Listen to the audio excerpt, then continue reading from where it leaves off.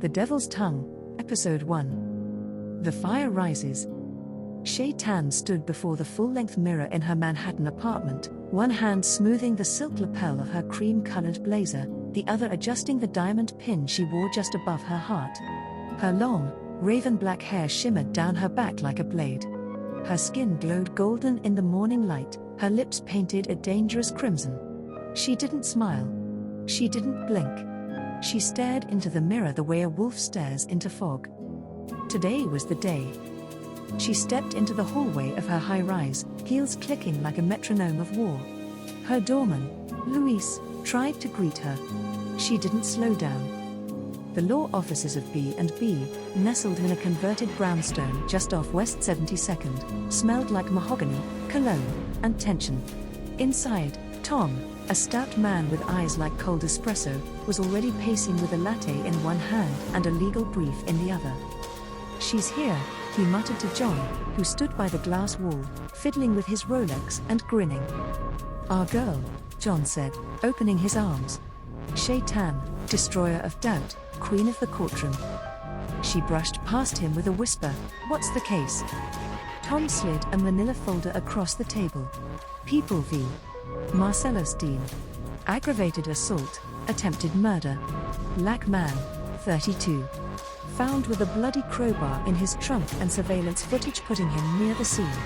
His ex-wife's new boyfriend's in a coma." "Witnesses?"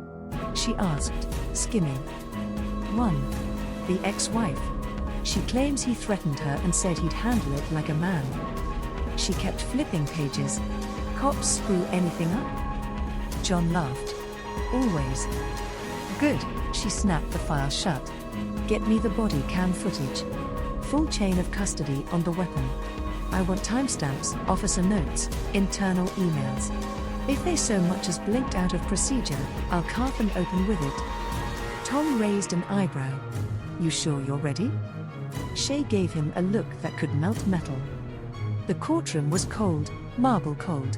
Shay walked in wearing a midnight black Alexander McQueen dress and red-bottom heels that clacked like an omen. She carried no bag. Just the file, a legal pad, and her tongue.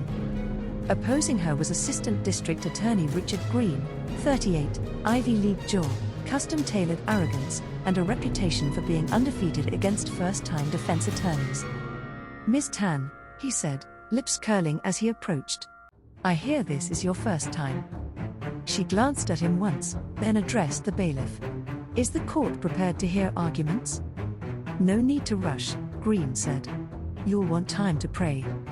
She turned to him slowly, her smile a weapon honed in hell. "I don't pray. I prepare."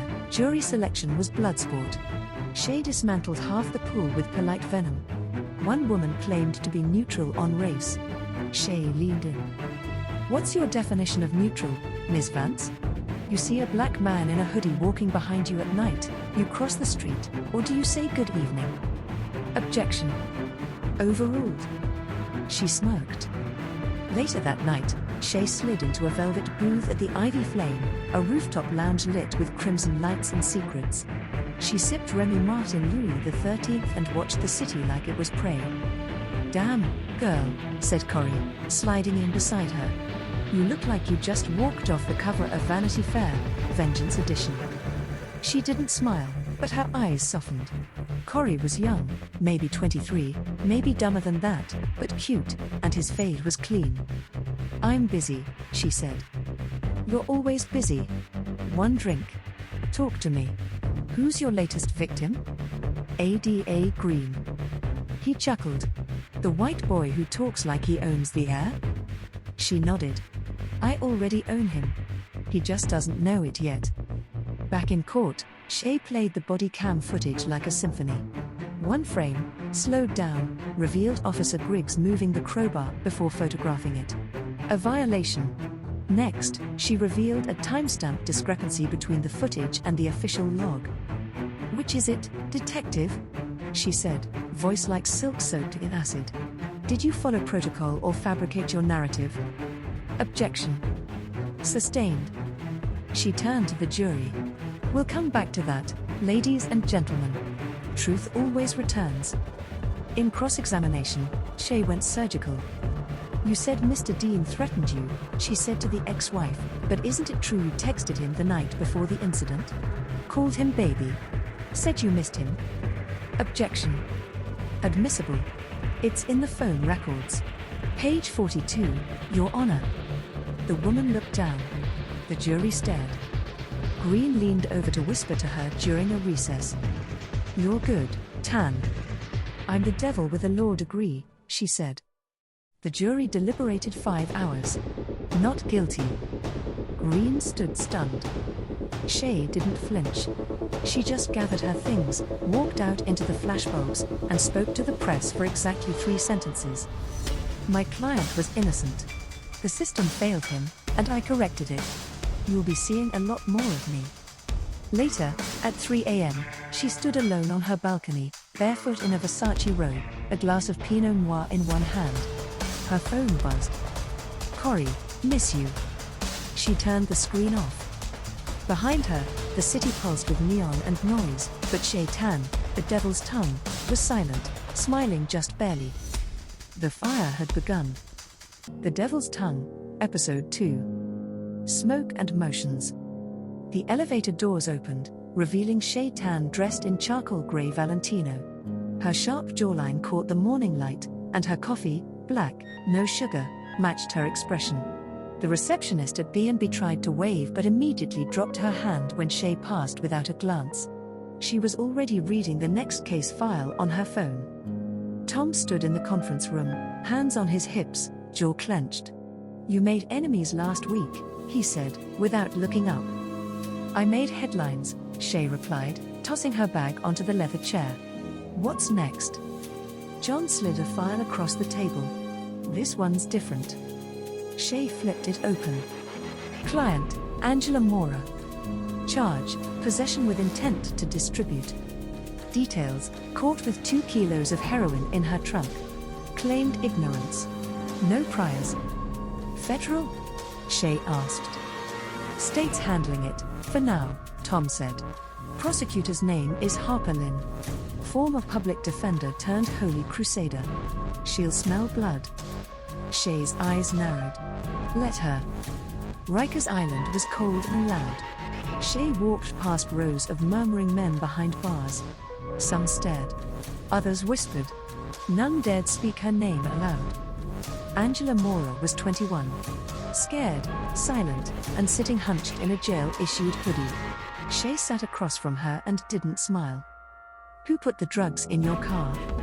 I don't know. That's not an answer. Angela shook her head. It was a friend. I thought he needed a ride. I didn't check the trunk. I swear. Shay leaned in. Angela, if you lie to me, I will find out. And if I find out in court, I will leave you to drown. Understood? Angela nodded. Good. Give me the friend's name.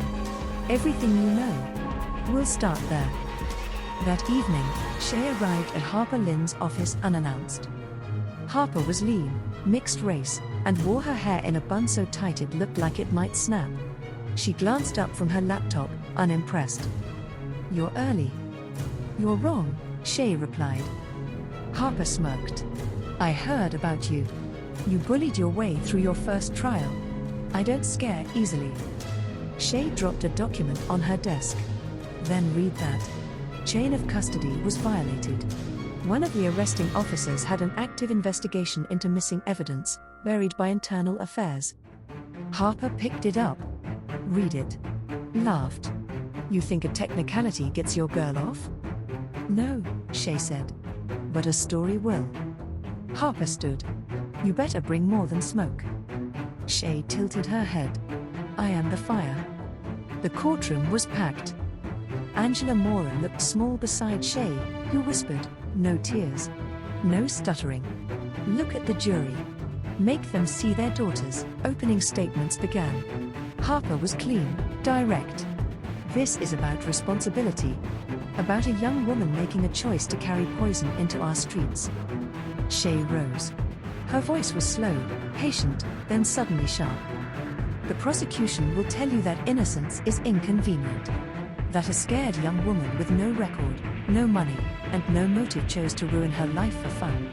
I will show you how lies, assumptions, and a broken system mistake brown skin for guilt. Gasps from the jury box. The trial raged. Shay called the officer to the stand. You said you searched the vehicle after Ms. Mora consented. Yes. No warrant? She gave permission. And you recorded this? He hesitated. No, ma'am. She paused. You weren't wearing your body cam? I was. But it was off. Battery died. She turned to the jury. A dead battery. At the exact moment a 2-kilo bust went down? Objection. Sustained. The key moment came during Shay's cross of the lead detective. You claim my client was nervous, evasive, avoided eye contact. Correct? Yes. Shay approached slowly. You ever been pulled over as a young brown girl by 4 armed men? He didn't respond. She leaned in closer. No. You haven't. So how do you define nervous? Who taught you what fear looks like? Silence. She turned back to the jury. That's what this is. Misread fear. Misread innocence. Misread humanity. Angela walked. Harper didn't shake her hand, but Shay didn't expect her to. Outside the courthouse, reporters swarmed. Shay answered none. That night, she met Corey again, this time in a hidden jazz bar in Soho. He wore a silver chain, cologne that whispered his name, and an open smile that asked for something deeper. You did it again, he said. They're calling you the Cobra in heels. Let them. Why do you do it? He asked. Is it justice? Or is it the high? She sipped her whiskey. Justice is messy. Winning is clean. Corey looked away, disappointed. I could give you more, you know, he said. You already gave me everything I needed, she replied, standing. What's that? Distraction. At 2 a.m., Shay sat on her fire escape, typing furiously into her laptop, writing briefs while smoking a cigarette she wouldn't admit to liking. Somewhere in the distance, sirens wailed. Manhattan never slept. Neither did she. Her phone buzzed. A message from an unknown number. You make the wrong people angry. Be careful. She didn't flinch. She smiled. Let them come. The Devil's Tongue was just getting started. The Devil's Tongue, Episode 3. The Wolf's Hour. The air outside was grey and heavy with rain, but inside the Manhattan courthouse, it was razor-sharp with ego. Shay Tan stood beneath the chandeliers of courtroom 8B, arms folded, eyes fixed on the man who would soon become her next casualty. Judge Welker entered, an old beast in robes, and took his seat. Beside Shay, her new client shifted nervously. His name was Kevin Haskins, 53, Latino, accused of embezzling $1.4 million from the Queen's Children's Housing Fund. The press had already dubbed him a monster. But Shay didn't defend monsters. She dissected cases. Counsel, Judge Welker grunted, already annoyed. This one better move fast. I don't like circus acts. Shay smiled coolly. Then perhaps the prosecution should stop juggling assumptions. Laughter rustled from the benches. The assistant district attorney, a smug brunette named Leela Kane, stood with a forced smile. Harvard badge on her tongue. Nails painted ambition red. Your Honor, Kane began. The defendant, Mr. Haskins, used his position as financial director to funnel public donations into shell companies. We have spreadsheets, offshore account logs, and 3 witnesses ready to confirm irregularities. She turned to Shay. Unless defense plans to perform a disappearing act, I suggest we proceed. Shay rose, slow as thunder. Oh, we'll proceed. And when I'm done, you'll wonder if this trial ever belonged in this courtroom at all. Back at B&B, Tom poured himself a second scotch before noon. He could already see Shay's eyes, cold, calculating, brilliant. This is a bad look, he muttered. A children's charity? John leaned over the case file. If she wins this, she's more than talented. She's untouchable. She's already untouchable, Tom said, and that's the problem. At midnight, Shay sat with Kevin in a back booth at a 24-hour diner in Brooklyn. No reporters. No assistants. Just fluorescent lights and cold coffee. "You're guilty," she said, stirring her cup. Kevin flinched. "I didn't steal a dime." "Then tell me who did." "I don't know. My job was to oversee receipts, reports, but the CEO, Melinda Roach, handled the final approvals. She travels every month. I kept my head down." She stared through him. "You didn't ask questions." "She built homes for kids." "Why would I?"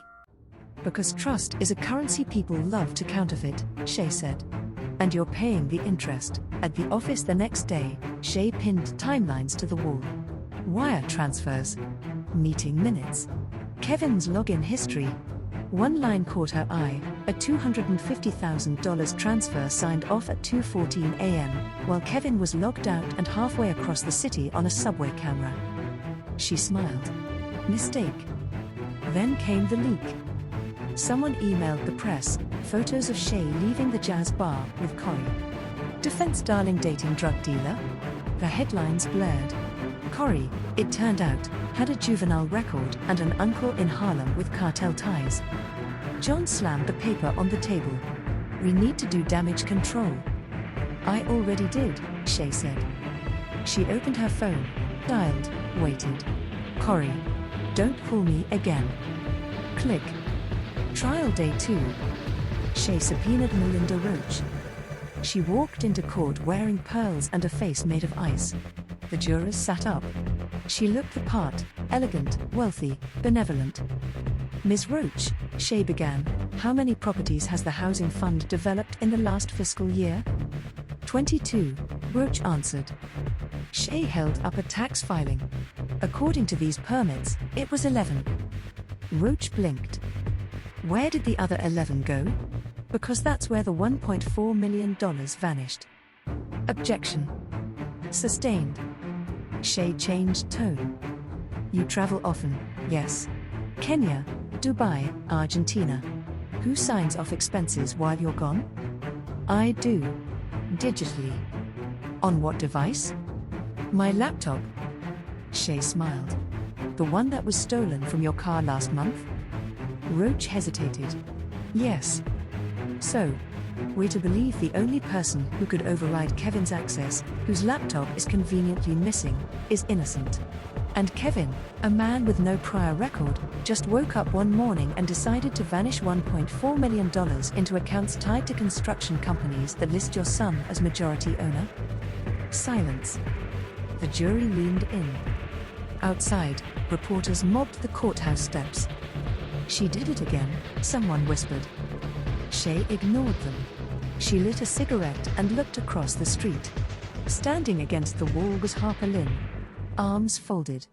Watching. "I'm not your enemy," Harper called out. Shay exhaled smoke. "Then you're wasting your time." "I'm watching because someone's watching you," Harper said.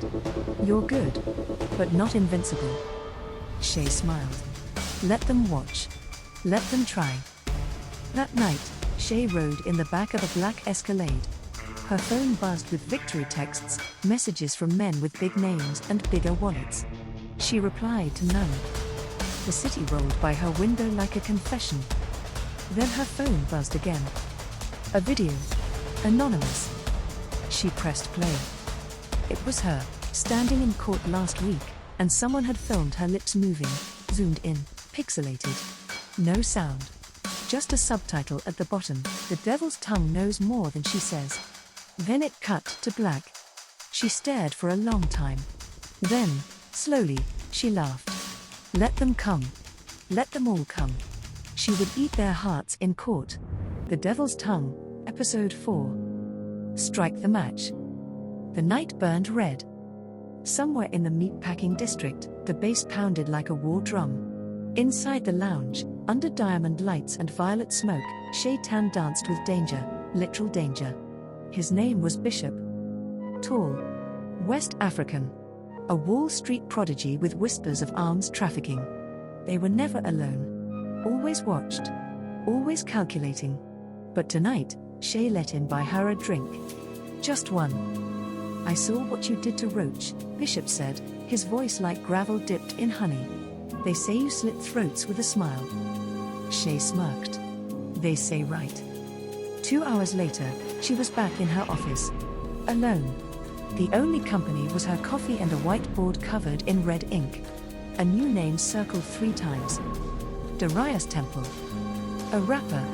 Arrested in Brooklyn on charges of assault, possession of a firearm by a felon, and attempted bribery of a police officer. His label had deep pockets. They wanted her. Shay didn't represent thugs for fun. She did it to win. Next morning, the press surrounded the courthouse. Temple was being arraigned. Reporters barked questions. Protesters screamed about gun violence.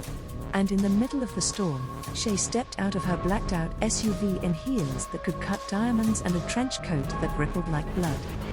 Miss Tan, are you really defending Darius Temple? She didn't blink. I defend the law, not opinion. Inside, she met Temple. He was tall, handsome, scar on his cheek, attitude on his tongue. You're her? He asked. Devil with the lashes? Shay sat, legs crossed. You're lucky I don't charge by the ego. He chuckled. You believe I'm innocent? I don't care. He stared at her. I care about what I can prove, she said. Now talk.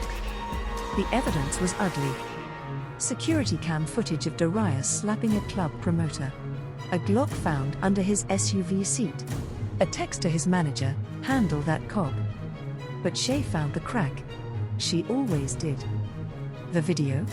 Time-stamped 20 minutes after Darius left for another party. The gun? Registered to his cousin, who was never questioned. The text? Slang. Handle that meant pay the fine, not pay him off. She needed more. She needed dirt. So she went where no one dared, into the mind of her opponent. The prosecutor on this case was Xavier Black. He was methodical. A slow-burn attorney. Former golden boy of the Bronx DA's office. Hated Flash, hated Shay's name. They met in the hallway before trial. He had a folder. She had stilettos and a stare. Withdraw, he said without emotion. Your client's guilty. You'll only prolong the inevitable. Inevitable? She repeated, voice smooth. Like your hairline? His jaw ticked. Go ahead, she continued. Submit the footage. Tell your story. I'll rewrite it by lunch. Xavier stepped closer. We both know you don't win forever. Every great defense attorney ends up disbarred or dead. Then I better win fast, Shay whispered. See you in court. Trial day 1. Shay stood beside Darius, who wore a tailored navy suit and a smirk. The jury was mixed, 4 white, 3 black, 2 Hispanic, 3 uncertain. Shay opened. This is not about a gun. This is about a headline. This is about who they want you to believe black men are. She showed the surveillance log. Showed Darius leaving the venue at 10:13 p.m. The video timestamp? 10:38 p.m. She paused, stared into the jury. If the timeline don't fit, you must. Objection. Xavier barked. Sustained, the judge said. Shay grinned. Apologies. I forget how allergic some people are to rhyme. Mid-trial break. Shay received a text from an unknown number. Again. Stop defending the undeserving. You're making a list. She deleted it without reaction. Then forwarded it to John. Track this. Quietly. On the stand, Shay put the responding officer under pressure. You claim Darius Temple resisted arrest. Yes. Any body cam footage? Malfunction. You say he cursed you? Yes. Shay played the audio recording from a bystander's phone. The officer was calm. So was Darius. She turned to the jury. Sometimes the only weapon a black man carries is fear. She won. Another victory. Another storm. Outside, Darius kissed her hand. You ever need a favor, I got you. She pulled back. I don't do favors. I cash receipts. That night, she drove alone. Back to her penthouse. Past Times Square. Past the sirens. Her mind was buzzing, but her soul? Hollow. She had dinner delivered, opened a $600 bottle of wine, and stared at the city from 30 stories up. Her phone lit up. Another text. You can't run from what made you. This one had an attachment. A photo. A 10-year-old Shay, barefoot, sitting on a stoop. Police lights in the distance. Her foster file. Unsealed. She froze. Somebody was reaching back into her past and pulling the pin. She stood. Heart calm. Fury brewing. The Devil's Tongue had just tasted blood. Next time, it would spit fire. The Devil's Tongue, Episode 5. Smoke and depositions. The rain whispered against the windows of the law office of B&B. Inside, the only sound was the low hum of a jazz vinyl playing in Tom's office and the steady pacing of Shay Tan in her heels, sharp as her mind, sharper than any blade. On the wall behind her desk, the photograph was still open, 10-year-old Shay, wild-haired and hollow-eyed, sitting on a cracked Bronx stoop as police lights flared in the background. It came with no note. No signature. Just that one word typed beneath the image in stark white letters. Remember. She hadn't said a word about it. Not to John. Not to Tom. But the silence was volcanic. That morning, a new case landed in her inbox. People v. Landon Meyer. A luxury real estate mogul. Accused of drugging and sexually assaulting 2 young women during a private party in Midtown. The story was explosive. TMZ had the footage of Landon being led away in cuffs. Protesters were already chanting outside his Park Avenue tower. Tom walked in holding the file, face twisted with concern. Say no. Shay looked up from her desk. Why? Because you don't need this one. You've already defended a drug dealer, a white-collar thief, and a rapper with a Glock. You take this and... I win this, she said, voice like ice, and I become untouchable. Tom slammed the file on her desk. You already are. But you're not bulletproof. They're circling, Shay. She stood and turned toward the window. Then let them circle. When I'm done, I'll hang their wings on my wall. Shay met Landon in Holding the next day. He was polished, arrogant, face of a Vogue cover and the soul of a locked drawer. Their line, he said flatly. Both of them. I've got NDAs. They were groupies. Shay sat still. Consent is not a contract. I didn't do anything illegal. Yet somehow, she said, your fingerprints are all over a crushed vial of benzodiazepine. He paused. I want a woman attorney because the optics are good. But if you get emotional... Shay stood, leaned across the table. The only emotion I have is the pleasure of watching men like you realize they aren't in control anymore. She turned to leave. Landon called after her, can you win this? She didn't turn around. I've already started. In court, the lead prosecutor was Assistant DA Sadie Vaughn. Sadie had once been Shay's friend during law school. 2 women who drank together, studied together, and then fractured apart the day Shay took an internship defending a murderer Sadie had advocated for the victim's family. Sadie walked into the courtroom in a dark gray suit and a fire-red blouse. When she saw Shay at the defense table, her smile was tight. Well, she said under her breath as she passed, the devil really does wear Prada. Shay replied without looking. Jealousy makes your heels wobble. Day 1 of the hearing. Shay reviewed body cam footage, deposition tapes, toxicology reports. The public hated her for taking the case. Twitter was a battlefield. Protesters camped outside her building. But she never blinked. The first witness, one of the accusers, Kayla Devine, was strong, clear, believable. He gave me champagne. Next thing I remember, I was waking up with my dress unzipped. Sadie's voice was surgical during direct. Shay stood for cross, soft and controlled. You said you had 1 glass of champagne? Yes. You're 5'2", 110 pounds, correct? Yes. Were you also on antidepressants at the time? Kayla hesitated. Yes, but. Meaning your blood alcohol limit could have spiked after just half a glass? Sadie, objection, badgering. Shay, I'm not badgering, I'm identifying what the toxicology missed. Sustained. But the doubt had landed. The seed was planted. Later that evening, Shay left the courthouse and walked into a wall of flashing cameras. A protester screamed rapist lover. In her face, a tomato flew past her shoulder and burst on the concrete. She didn't flinch. But behind her, a camera caught a shadow watching. Harper Lynn. Hood up. Eyes following her like a hawk. That night in her penthouse, Shay stood before her mirror and touched the screen of her phone. The anonymous texts hadn't stopped. You stand for demons. You think you're safe. You're not. This one came with a second file. Audio. She played it. Static, then a voice, young, scared. I don't want to go back in the system. I just want a home. Her own voice answered. 12 years old. Then, silence. Then, sobbing. Then the click of a tape recorder being turned off. Her childhood file had been tapped. Her foster interviews. This wasn't just someone watching. This was someone with access. Inside access. She called John. Any trace?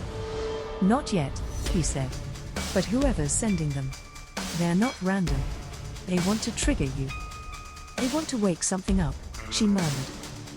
Then she hung up and poured herself a whiskey. Day 2 in court. Sadie brought out the second witness, Brielle Moore. The stronger one. The one with receipts. Texts. DNA. All of it. And Shay? She dropped her bomb. Security footage from the hotel, showing Brielle stumbling, but not unconscious. Checking her makeup. Laughing. Then Shay called her own witness. A nurse from a private clinic, Ms. Moore came in 6 months ago and attempted to have bruises documented that were over a week old. I remember it because it didn't align with her statement. Under cross, Sadie snapped. You're attacking a survivor. Shay responded, I'm dissecting a timeline. The judge called recess. Outside, in the corridor, Sadie cornered her. This was your line, Shay. This was your final line. Shay whispered, I don't have lines. I have evidence. Then you'll die alone with your victories. Shay stared at her. Better than dying with regrets. That night, Shay stood in her shower. Water cascading. Wine untouched. And in the fogged mirror, a message appeared. Finger drawn. Fresh. You forget what you are. She turned sharply, no one. But deep inside, she knew. Someone had been here. In her home. In her life. Not haunting her. Hunting. And Shay Tan, the Devil's Tongue, finally understood. This wasn't just law. It was war. And something old, something buried, was about to crawl back into the light. To be continued. The Devil's Tongue, Episode 6. The art of losing nothing. Rain peeled the night from Manhattan like paint from an old wall. Shay Tan didn't blink as her penthouse lit up with the flashing lights of crime scene units. They dusted the mirror, collected prints, ran scans. But Shay already knew what they'd find, nothing. Whoever had entered her apartment hadn't come to steal. They came to speak. To remind her. To unlock the vault in her mind she'd spent 15 years reinforcing. Tom and John stood in her kitchen, tense and quiet, sipping wine like it was medicine. We're changing your locks. And the firm's installing new security, John said. We'll put a man downstairs. Quietly. Shay looked at him. No one breaks into my home to make threats. Tom stepped closer. Then what was it? Shay took a slow sip of her own wine. An invitation. The next day, her case exploded. Landon Meyer's trial had made front-page news. The footage from court. Her cross-examinations. TikToks breaking down her legal strategy like it was a chessboard. Half the internet hated her. The other half crowned her queen. Meanwhile, Landon's PR team released a tone-deaf statement claiming the truth will outlive the outrage. Within hours, another woman came forward, anonymous, through a whisper account. 3 victims. Now it wasn't about winning anymore. Now it was about survival. Shay met with Landon behind glass, voice recorder rolling. "You lied," she said. "I didn't touch her," he insisted. "You said that about the first 2. He leaned forward. "Why are you turning on me?" "I'm not," she said, voice quiet. "But I don't drown with sinking ships. I climb their masts and wait for rescue. I paid you." "You paid me to fight," she said. "Not die. You didn't hire a public defender. You hired the devil. That means I win, or I burn everything down." She launched a new strategy. If the victims couldn't be discredited, then the investigation could. She subpoenaed NYPD's internal memos. Found out that one of the officers involved had been reprimanded for handling rape kits without protocol 2 years ago. On Landon's case, he was lead evidence tech. She went public. Leaked the report to a journalist. By sundown, news anchors were asking if the entire case was compromised. Sadie Vaughan fumed. "You're smearing the victims." Shay didn't flinch. "I'm questioning the system. Your emotions are not admissible." That night, Shay stepped into a dark-lit art gallery in Soho. Not for fun. For war. She'd received a card earlier that day. Hand-delivered. No return address. For what was taken. For what was left behind. Gallery 14. Midnight. Alone. She didn't tell Tom. She didn't bring security. She walked in and saw him. Corey. The boy from season 1. The one who fell for her. He looked older. Wiser. Colder. He wasn't alone. A tall woman in a blue coat stood beside him, sipping wine. Shay's instincts went red. "You sent the photo," Shay said. Corey nodded once. "We found it. In a sealed box at a foster office scheduled to be demolished. You should have burned it. We thought you'd want to remember where you started." Shay stepped forward. "You're not trying to remind me. You're trying to reshape me." The woman spoke. "You were one of us, Shay. Before the courtrooms. Before the press. Before Prada." Shay's eyes narrowed. "Who the hell are you?" The woman handed her a black envelope. "The Vesper Foundation. We remember the lost. We rearm the forgotten." Inside, a photo. A child. Beaten. Identified as case number 44,319. Her own intake number. Shay stared. A cold breath inside her lungs. "What is this?" "A reminder," the woman said. "You were born a weapon. Not a celebrity. There's something coming, and you're standing on the wrong side."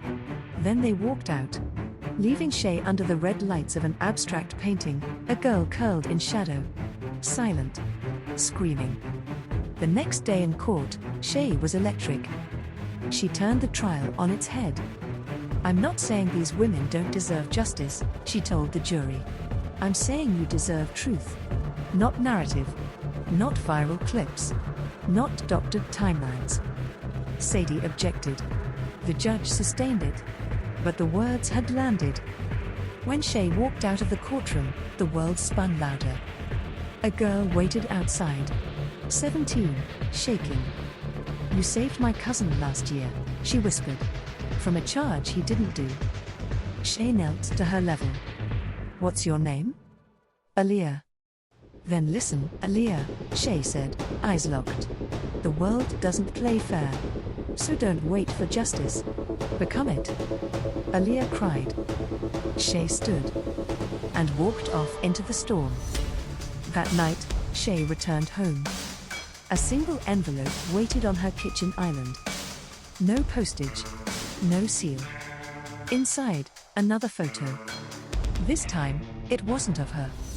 It was a crime scene. Her mother. Dead. 2002. Homicide, unsolved. On the back of the photo, written in sharp red ink. "She didn't leave you. She was taken.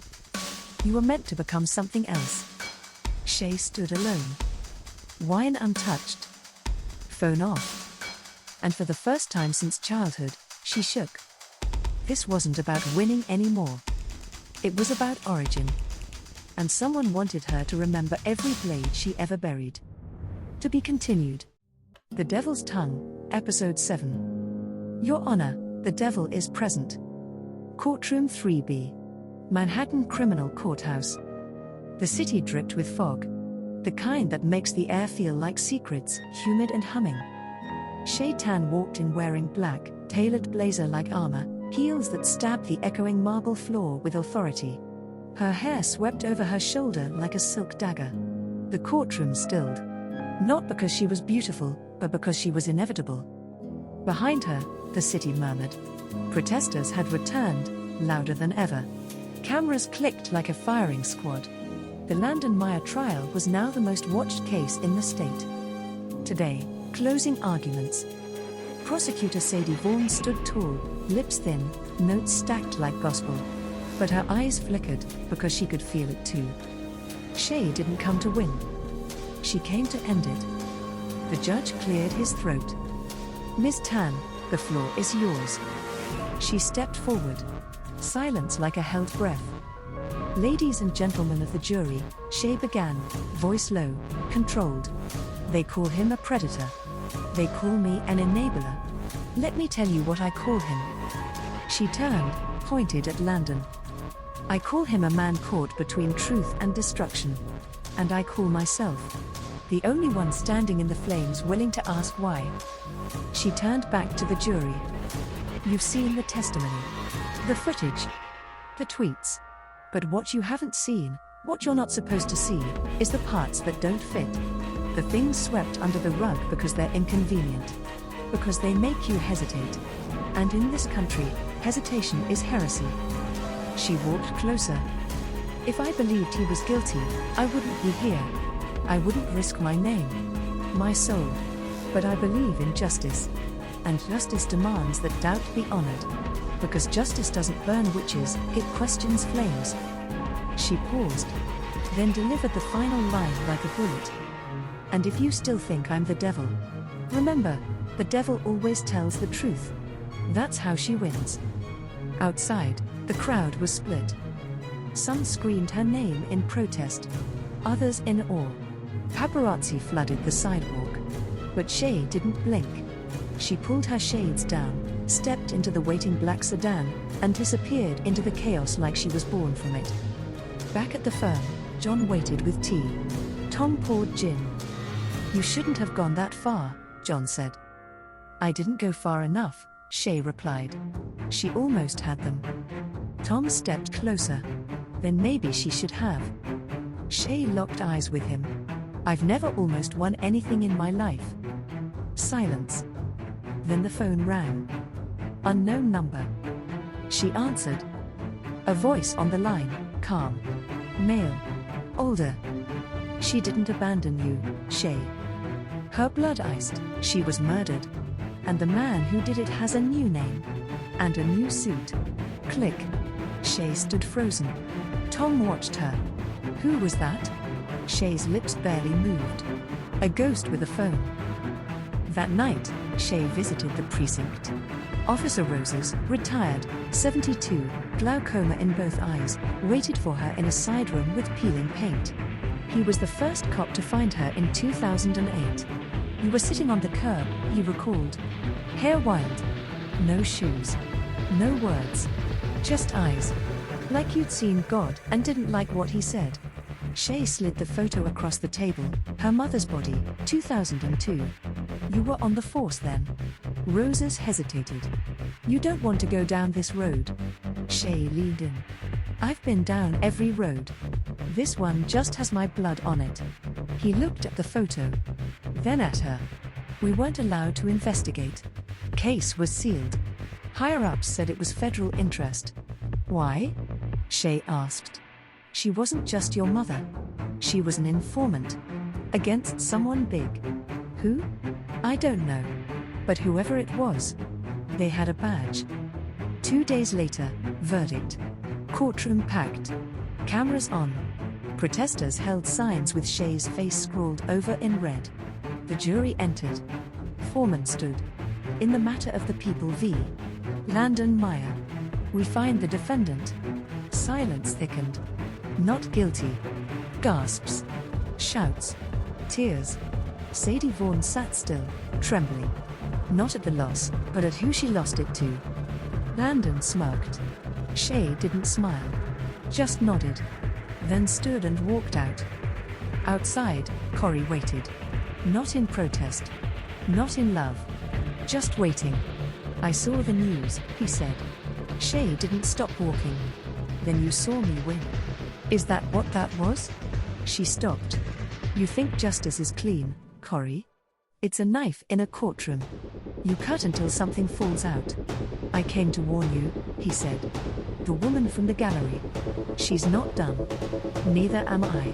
She wants you to remember. I remember everything. Then she turned and got into her car. As the city boiled behind her, Shay looked down at her phone. Another text. No number. No signature. Just, you opened the first door. Now let's see how far you'll go. And beneath it, a photo of her mother, standing beside a young NYPD officer. It was her adoptive father, Tom. Fade to black. To be continued. The Devil's Tongue, Episode 8. Lions eat lions. It rained that morning, the kind of New York rain that didn't fall, it stuck. A grey film coated everything. People moved faster, heads down, umbrellas useless. Shay Tan stood on the rooftop of her firm's midtown building, the black photo in her hands. Tom. In uniform. Next to her mother. Younger. Smiling. The date on the corner read, October 2001. A year before her mother's death. A year before she was found barefoot and silent in the street. Now the man who raised her, the one who taught her how to fight in court, how to survive men with money, suits, and fangs, was part of a truth we'd never shared. Behind her, the door creaked open. Tom. No words at first. Just wind. And that sound Manhattan makes when it's waiting for something to fall. You didn't want me to know, Shay said. He stepped beside her. It wasn't supposed to follow you this far. You worked her case. I didn't know she was your mother back then, he said. She was an informant. Kept her life close. She told me she had a daughter but never gave details. Shay's grip tightened. So you lied by omission. The whole time. I protected you. Shay turned, fire in her chest. You raised a lion and expected her to stay tame? Tom looked away. We kept that file buried because it wasn't safe. We weren't safe. Who's we, Tom? He didn't answer. Later, in court. Shay's next case was a high-profile one. A man named Quentin Moss, a notorious underground promoter and alleged accomplice in a triple homicide. The prosecution's theory, he organized the hit. Shay's defense, he was set up by his partner, who happened to be the son of a sitting judge. It was a minefield. And Shay danced through it with bare feet and a lit cigarette. During cross, she picked apart a detective's statement like it was string cheese. You said you arrived at the scene at 11:12 p.m. Yet the surveillance timestamps your cruiser pulling up at 11:28. The detective shifted. The system clock could have been off. And your body cam battery died exactly 30 seconds after that? Shay tilted her head, slow like a predator. That's either convenient or criminal. Which one are you admitting to under oath? Objection. Overruled. The jury stared. She had them. In her tongue, poison and poetry. That night, her phone buzzed. Unknown number. Text only. They're watching you now. Even the ones who love you. Especially them. Go to the East Archive. 3rd floor. Box 00491. Tonight. She didn't hesitate. East Manhattan Police Archive.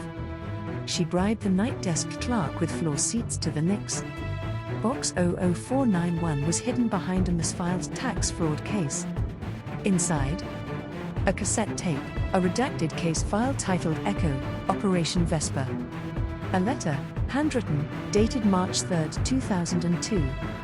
If something happens to me, and you're reading this, then I was right about him. I don't regret testifying, but I regret not running. Take care of Shay. She's smarter than me. Mina too. If she ever finds this, tell her I'm sorry I didn't get to teach her how to lie with love. Signed, Shay Tan. Her mother.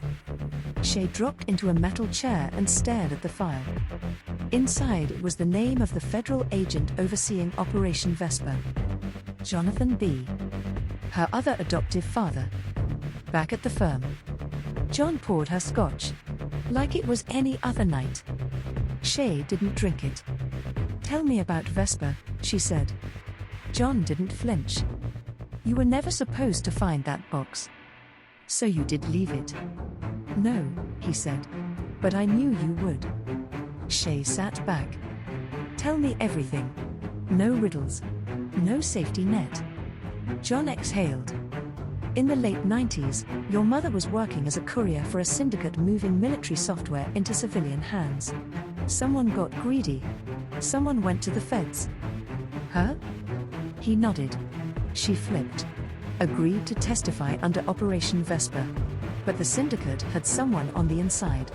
The night before her full debriefing, she was silenced. By who? John's lips tightened. We never found out. All we know is, the files went missing. The entire operation collapsed. And a man named Darius Reed disappeared with millions in contracts. Why should I care now? Because, John said, Reed resurfaced 6 months ago. As a political donor. With ties to Quentin Moss. That case you're working? It's not about club hits or dirty money. It's about tying up loose ends from Vesper. You're in it, Shay. She stood slowly. Her whole life had been one long opening statement. But now the case was hers. Why didn't you tell me? John whispered, because devils eat their own. And you were still learning to sharpen your teeth. Final scene. Shay alone, in her apartment. Everything off. She replays the cassette from the archive. A woman's voice, broken. Her mother. They told me I'd be safe if I signed. That I'd disappear. That my daughter would be protected. But if you're hearing this, they lied. Pause. Then. Shay, I know you'll find this. You were born with knives in your mouth. Don't let them turn you into a weapon without a war. The tape ends in static. Shay's eyes flicker. She pours her scotch now. Finally drinks it. Then she calls a number she hasn't used in years. When the voice answers, she says 4 words. I'm ready to burn everything. To be continued. The Devil's Tongue, Episode 9. The Art of Buried Teeth. Interior, Courtroom 19B, downtown Manhattan, morning. The air felt heavier today. The press seats were full, and so were the whispers. People knew something was coming, they just didn't know what. Shay Tan walked in late. Hair in a low bun. Blood-red lips. A long trench dripping from the rain outside. She looked like war disguised as a woman. A woman who had just learned she was raised by men with secrets. A woman who now understood that everything, the foster care, the law degree, the firm, was built on the grave of her mother's name. Her client today was Mariah Ellis, a black trans woman accused of stabbing a man who followed her home from a bar. The knife was in her purse. His blood was on her jacket. The case should have been easy for the DA to slam shut. But they hadn't counted on Shay. Interior, courtroom, trial in progress. The prosecution opened like a classic script. Intent. Weapon. Motive. She wanted to send a message. Shay stood. Crossed to the center like she owned it. Tell me, Detective Ward, she purred, circling the stand, how many hate crimes did your precinct report last year involving trans victims? He squirmed. That's not relevant. It is now. She pulled out a copy of a police report, filed 3 months ago, never followed up. Same club. Same neighborhood. Same victim. Mariah. Were you aware my client reported being followed and harassed by the same man 4 separate times before this night? The detective looked to the judge. Shay interrupted. Answer the question or step down. The courtroom buzzed. The judge let it ride. No, the detective muttered. Shay turned to the jury. No further questions. But I do hope you're writing this down. Later, B&B office. Tom waited with a file folder. John paced behind him. You shouldn't have taken this case, Tom said, offering the file. Why? Shay didn't take it. Because this isn't about justice anymore. The man Mariah killed wasn't just a predator. He was a consultant for Apex Group. John stiffened. Shay blinked once. Apex Group, the shadow company her mother had testified against under Operation Vesper. Everything had just gotten louder. I don't care, Shay said.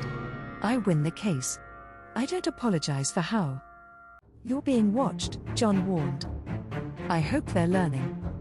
Nightfall, Shay's apartment. Corrie stood at her door. She hadn't seen him since she broke his heart 3 weeks ago. Since the night she won Landon Meyer's case and walked out of the bar with champagne and no regrets. You shouldn't be here, Shay said, eyes cold. I'm not here for you, Corrie replied, stepping inside. I'm here to tell you something. She arched a brow. I did some digging after you left. On Darius Reed. The name stopped her cold. He's not just a political donor. He's buying judges, including the one presiding over your case tomorrow. Shay blinked. And Mariah? She's a liability to him. He's going to make sure she's convicted, either through the court or outside of it. Shay stepped forward, close enough to smell the rain on his collar. Why are you helping me? Corrie looked down. Because I can't stand the thought of you becoming like them. Shay's voice turned to steel. Corrie, I am like them. The only difference is I have better aim. Next morning, trial, final day. Courtroom silence. Judge enters. Shay watches him carefully now, his eyes avoid hers. Testimony is over. Closing arguments begin. Prosecutor spins the jury with sympathy and safety. A community can't function when people take the law into their own hands. Then Shay rises. Heel clicks. Calm. I keep hearing that phrase. Taking the law into your own hands. Like it's a crime. But what if the law drops you first? What if it pretends not to see you, until you're a corpse or a hashtag? She circles the jury box, voice rising, iron wrapped in silk. My client didn't kill out of rage. She didn't kill out of hate. She survived. She's not a murderer, she's a mirror. And if that scares you, maybe the reflection is the problem. She ends, eyes burning. The jury deliberates. Exterior, courthouse steps, hours later. Not guilty. The press explodes. Shay walks down the stairs like thunder follows behind her. Mariah breaks into tears, wraps her arms around her. You didn't just save my life, she whispers. You proved it was mine to live. Shay nods. But her eyes are elsewhere. Across the street, Darius Reed. Watching. Slick suit. Surrounded by 3 men in black. He tips an imaginary hat. A threat. A warning. A beginning.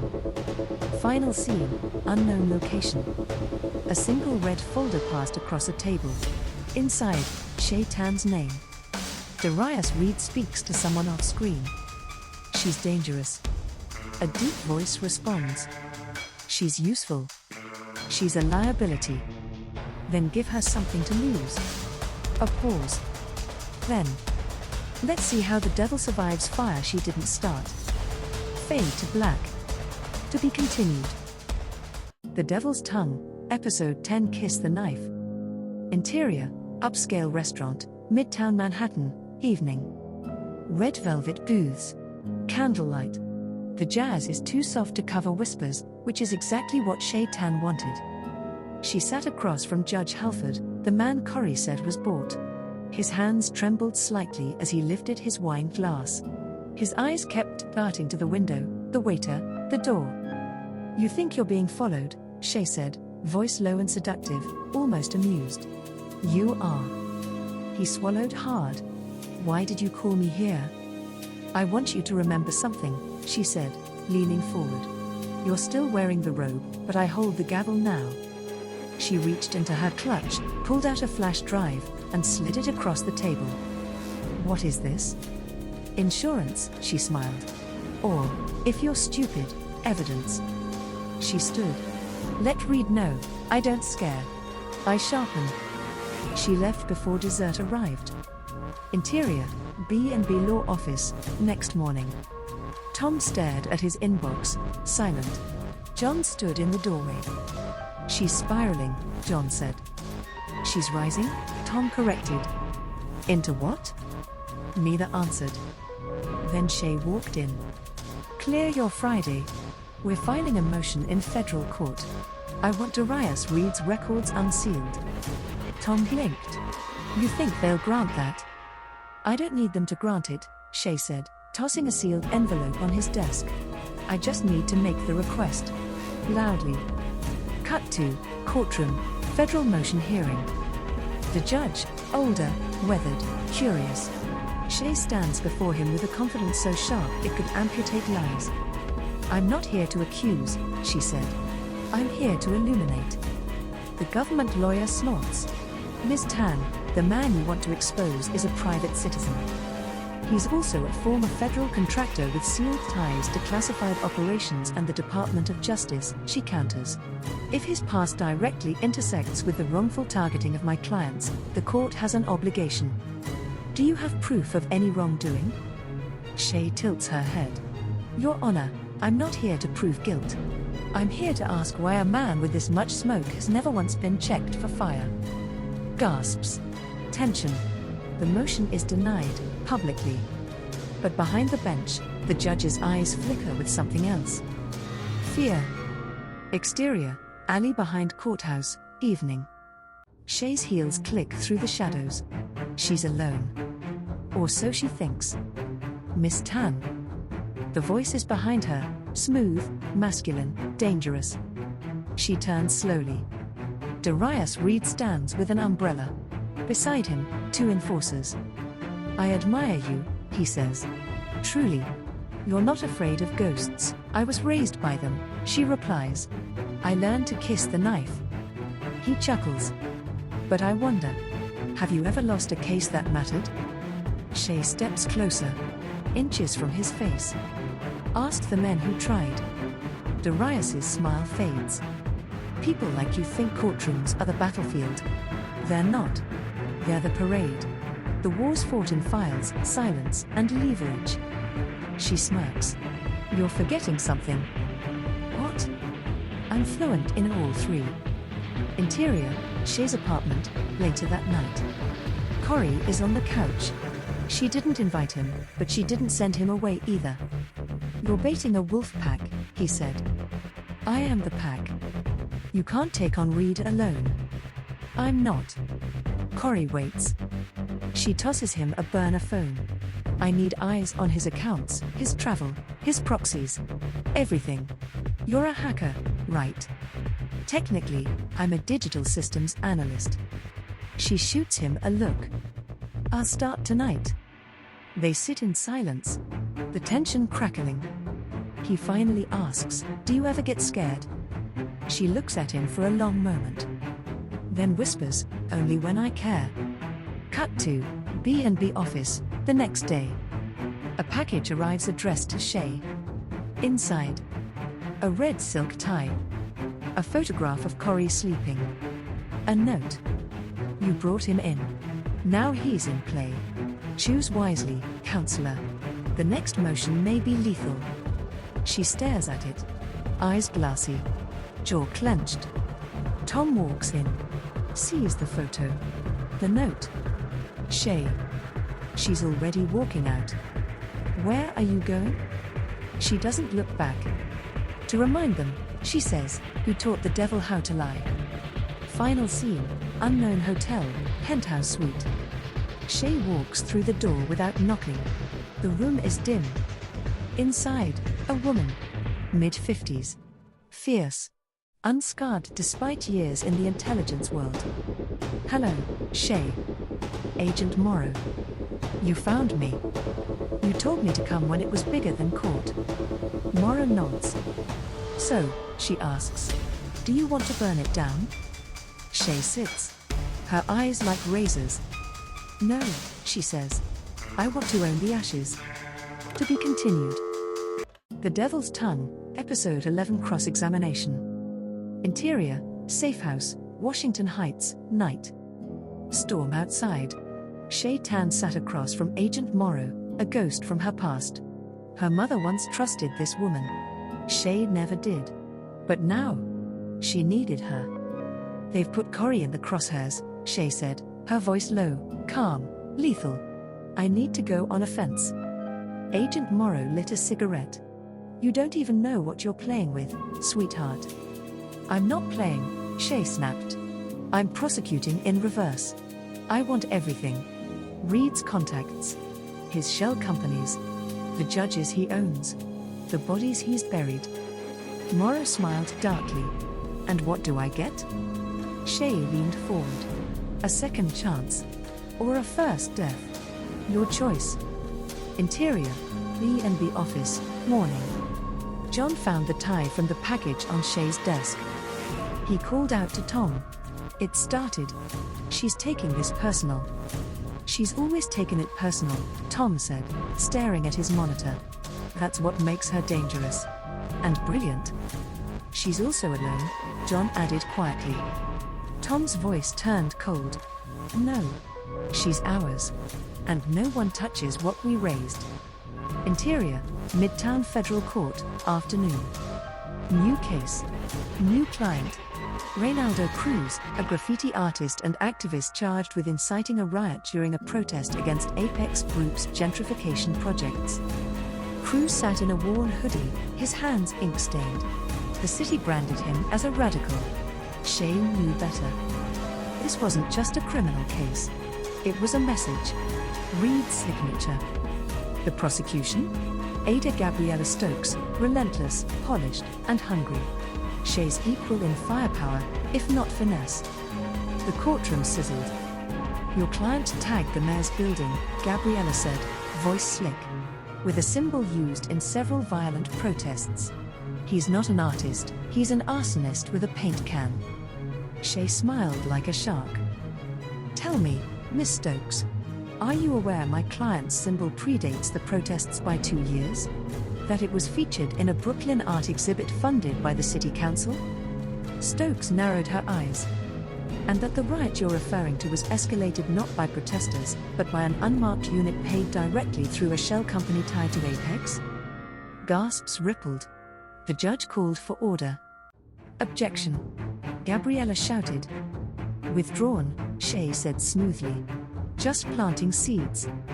Later, bathroom break, courthouse. Gabriella followed Shay in, locked the door.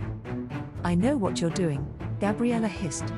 "You're making this about something bigger." Shay leaned into the mirror, checking her lipstick. "It is bigger," she replied. "You're just too scared to admit it." Gabriella's eyes narrowed. "You keep digging, you'll end up in the same grave as your mother." Silence. Then Shay turned slowly. "You ever wonder why I became a lawyer?" Gabriella didn't answer. Shay smiled, chillingly. "So I could legally destroy every person who made my childhood a crime scene." Cut to warehouse in Red Hook. That night Corey wore gloves, clicking through a hacked server.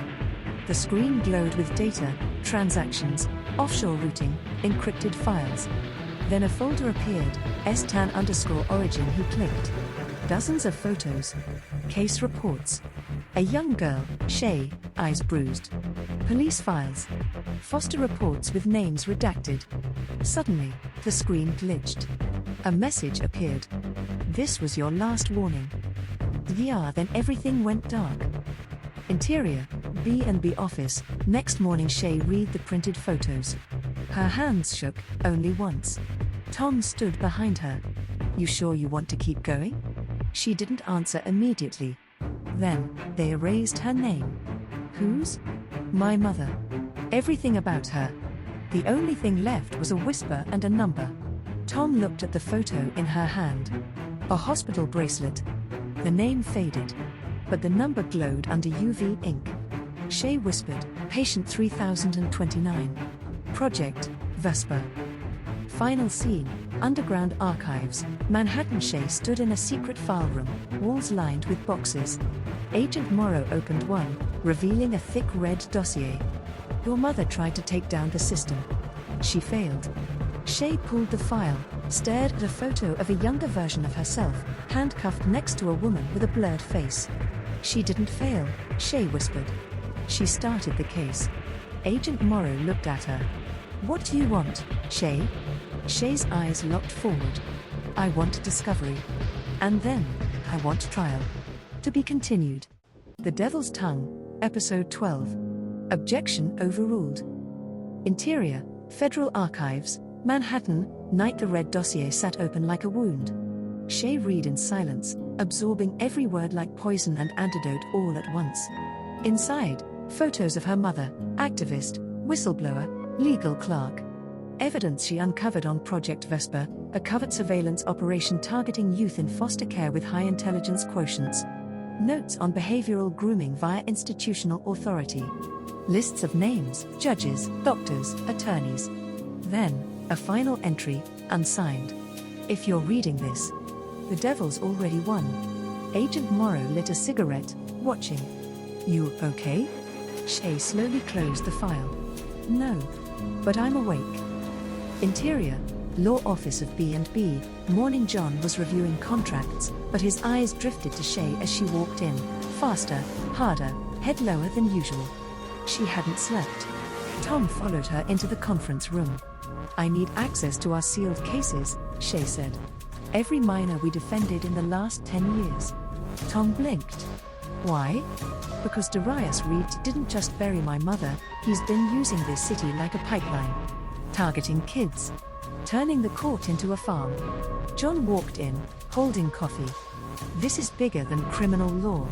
Shay's voice cut like glass. "Then we raise hell in civil court, too." Interior, Supreme Courtroom, Manhattan, trial, State vs. Cruz. Back in the ring. Reynaldo Cruz sat beside Shay, nervously drumming his fingers. Ada Gabriella Stokes had a stack of surveillance footage. Reed's people had leaked a grainy video of Reynaldo in a stairwell, spray can in hand, man approaching, form, blood. The implication? Assault. But Shay saw the angle. Saw the lie. She rose, slow and certain, holding a printed still of the video. "Miss Stokes, can you confirm this footage is unaltered?" Gabriella smirked. "Of course." "Interesting," Shay said. "Because this angle doesn't exist in that stairwell. There's no camera at this position." Gabriella paused. Shay walked over to the TV, clicking to the next frame. "Which means your entire case is built on a deepfake edited by one of Apex Group's third-party security firms." Gasps. Murmurs. The judge called for order. "Objection!" Gabriella shouted. "Overruled," the judge growled, peering at the screen. Interior, Ada Gabriella Stokes' office, later that night. Gabriella stared at the wall. A single red envelope sat on her desk, unmarked. Inside, a photograph of her younger brother. A check for $250,000 from a now-dissolved Shell Corporation. A note, "You're in too deep to climb out. Choose carefully." She burned it in a glass ashtray, hands shaking. Exterior, rooftop bar, downtown, night. Corey waited for Shay with two laptops open. Data streamed fast, bank wires, asset transfers, sealed juvenile records tied to federal contracts. "I found the connection," he said. "There's a firm under Apex Group that offers post-juvenile reform scholarships. But they're targeting kids with no family ties, orphans." Shay clenched her jaw. "They're building a controlled ecosystem," she muttered. "Raise them. Break them. Rebuild them under influence." He looked at her. "They used you," he said. "No," Shay replied. "They made me. Now they regret it." Interior, secret hearing room, Federal Oversight Committee, 2 days later. Agent Morrow sat before a panel of lawyers. Shay entered without permission. I have documents proving collusion between a private contractor, Apex Group, and state-level judiciary targeting minors for covert behavioral studies. The panel murmured. One elderly man in a grey suit interrupted. That program was dismantled. Shay pulled out a flash drive. Then explained these transaction logs. From last quarter. Silence. Interior, Shay's apartment, midnight. She poured herself a glass of scotch. Alone. A slow jazz record spun in the background. The door knocked once. Then again. Shay opened it. Darius Reed stood there. No guards. No umbrella. He looked around. You won. She tilted her head.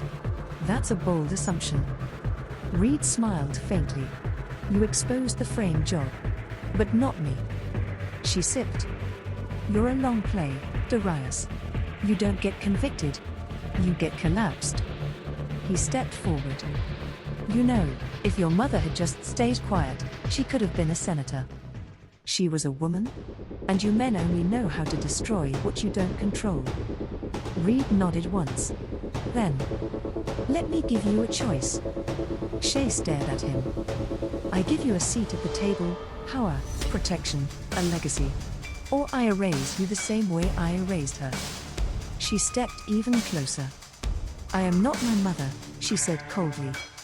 No, he replied. You're more dangerous. He left. Final scene, law office of B&B, conference room. Shay stood over a corkboard now filled with files, maps, string. A war wall. John placed a folder down labeled, Minor vs. Apex Civil Litigation, Class Action. Tom walked in holding the signed motion. We're ready. Shay didn't look up. We're just getting started. To be continued. The Devil's Tongue, Episode 13. Voir dire. Interior, Supreme Court of New York, Jury Selection Room, morning. Shay Tan watched from behind her signature black-rimmed glasses as 12 New Yorkers entered the room, summoned for jury duty. This case wasn't just another headline, it was the one. A civil class action lawsuit against Apex Group, representing 12 plaintiffs, all young adults who had been placed in foster care between 2005 and 2015. Shay had found the thread, and now she was pulling it hard enough to strangle a giant. The defense? A legal monster of a man, Sterling Alcott, Apex's personal attorney for the past 15 years. Cold. Clinical. Harvard blood in his veins. Rumored to have buried more whistleblowers than the CIA.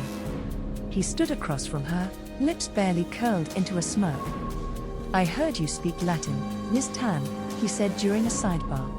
Let's see if you understand the phrase damnum absque injuria. Shay didn't flinch. A loss without injury? Cute. But this jury's not going to care what you learned at Andover. They'll care what your company did to children. He chuckled. Children with no names. No records. No power. She stepped closer. They have me.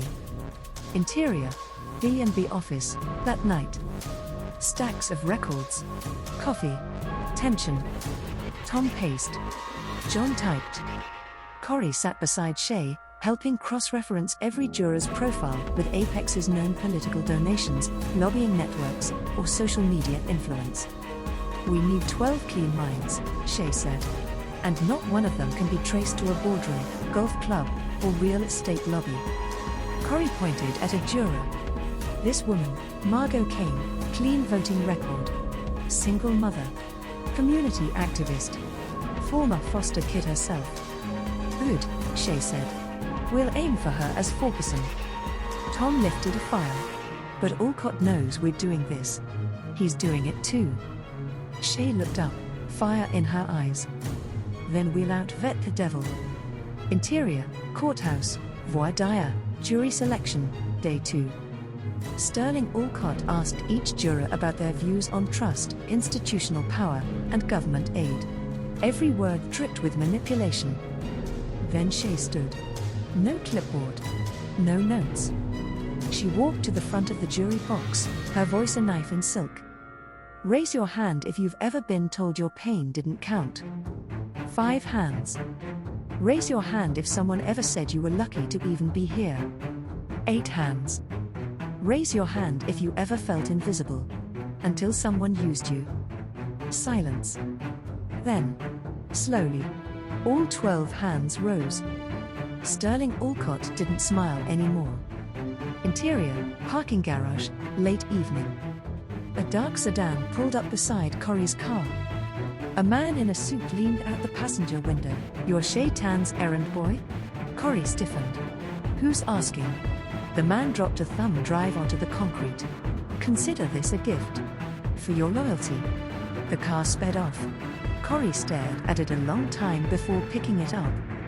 Interior, Shay's apartment. Night. The drive was loaded with data. Classified info. Apex had been tracking Shay, emails, phone calls, even messages to Agent Morrow. Corey watched her face harden as she read. Then she spoke, cold and distant. "They're 10 steps ahead. And they're not hiding it." He asked the question he never dared before, "Why do you care so much?" She didn't answer right away. Then, "Because once, I was one of them." Corey leaned forward. "Then let's burn it down." Interior, courtroom, opening arguments, day 3. The gallery was full. Reporters, community leaders, even a few senators sat in the back. Sterling Alcott opened with icy precision. Yes, these young people suffered. Yes, their lives were hard. But hard lives are not proof of wrongdoing. The system, however flawed, did not target them. It tried to help. Shay stood. She walked slowly to the jury. "This case is not about whether the system failed," she began. "It's about whether it was designed to." Gasps. The judge banged his gavel. She pulled a file and held up a sealed document. "This is a Project Vesper intake form. It categorizes children by mental agility, emotional adaptability, and likelihood of influence. It is stamped, Apex Group Research Division." Alcott's objection echoed like thunder. "Where did she get that?" Shay didn't stop. "You want to know what happens when you study trauma instead of healing it. You don't raise survivors. You build soldiers."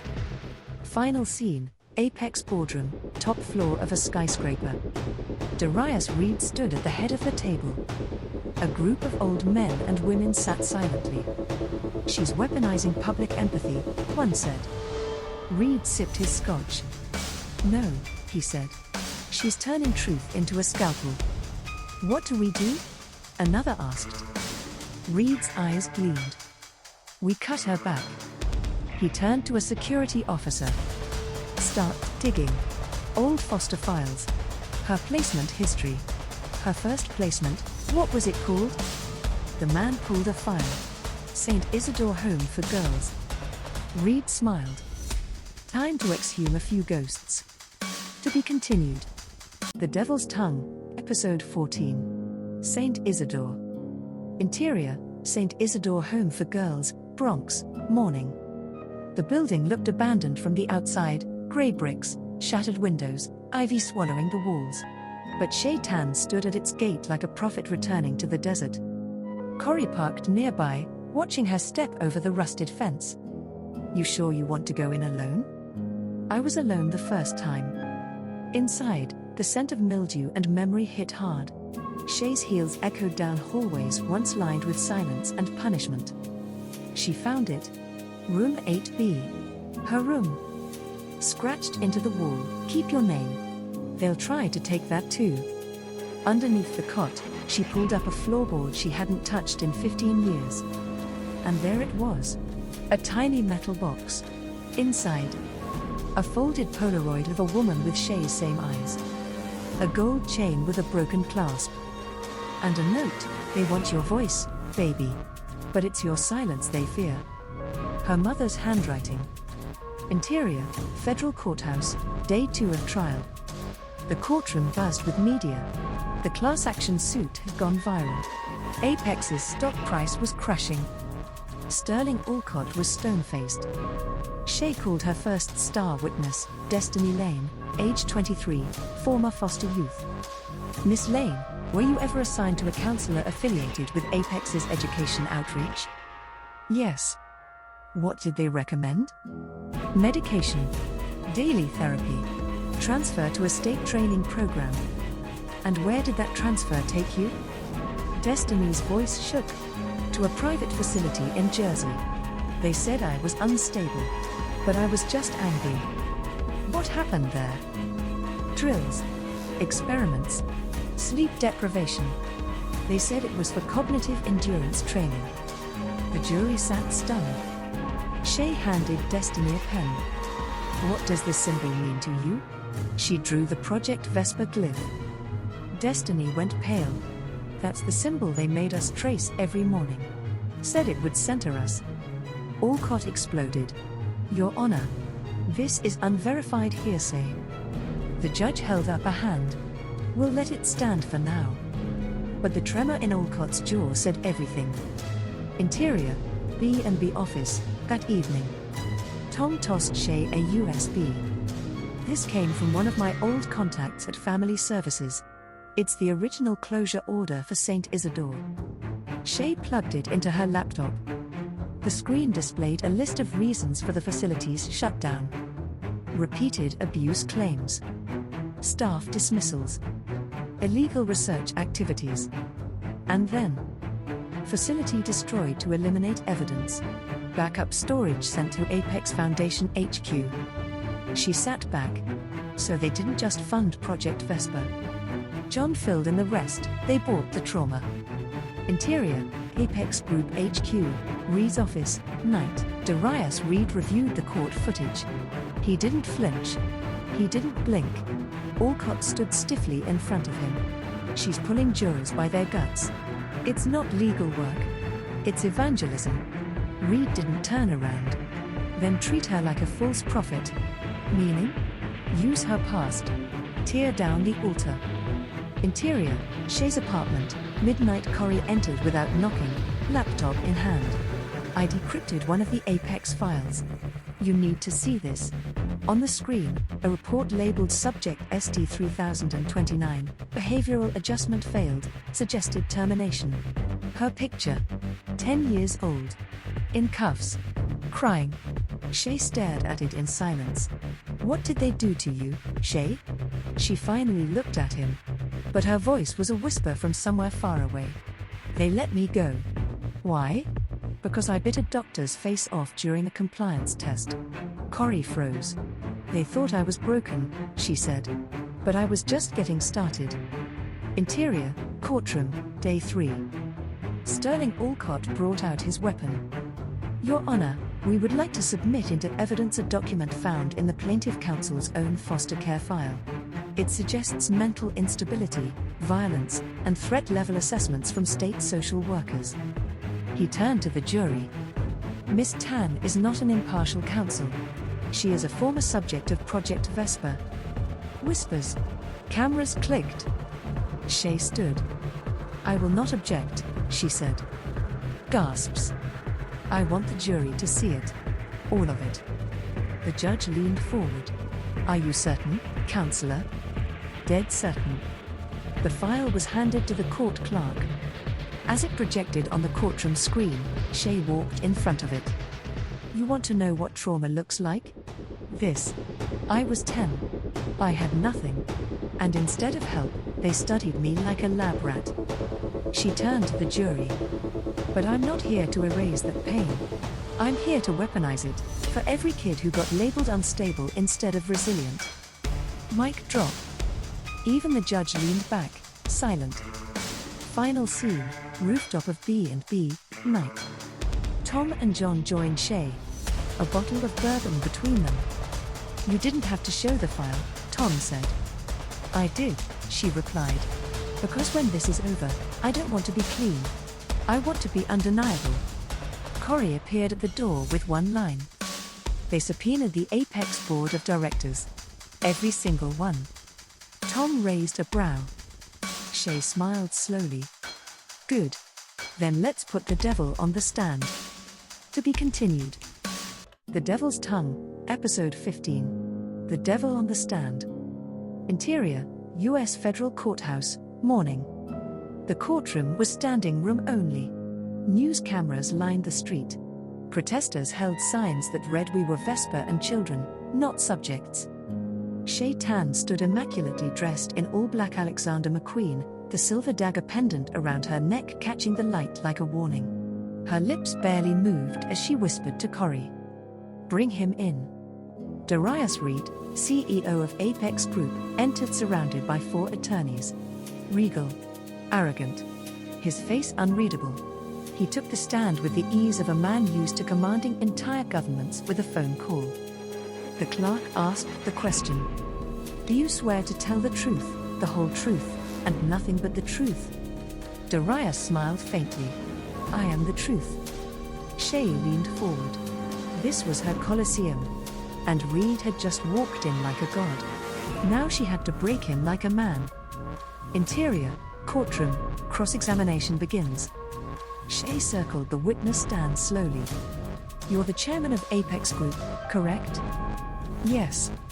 "Under your leadership, Apex's holdings include correctional facilities, education software, pharmaceutical manufacturing, and privatized foster care management." "A broad portfolio, yes." Shay slid a file across to the judge and jury. "Let's talk about Document 33 Alpha, a directive signed by you and issued in 2011, authorizing funding for Project Vesper's Field Adaptation Program." Reed raised an eyebrow. "I signed many directives." She projected a scan of the document.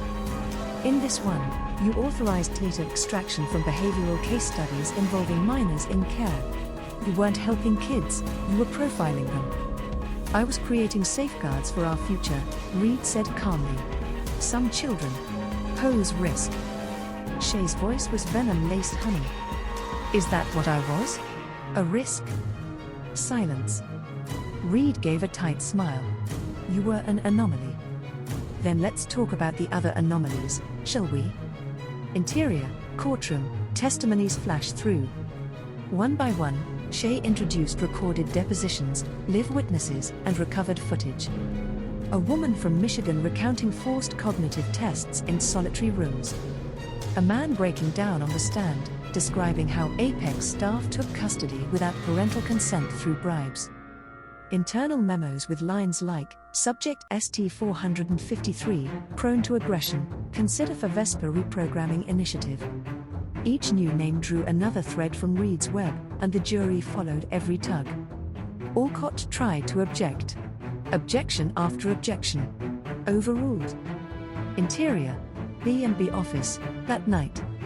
Shay sat alone, watching a decades-old VHS tape in silence. A girl's voice.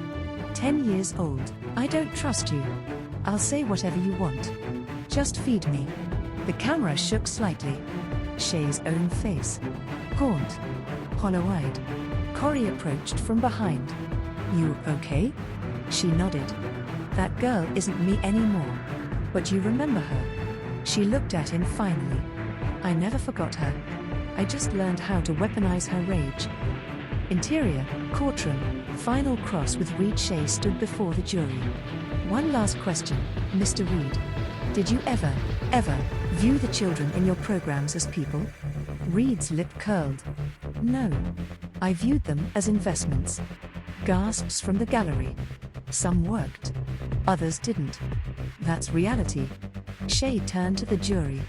No further questions. Interior, courthouse restroom. Later Reed washed his hands in the sink, eyes dark.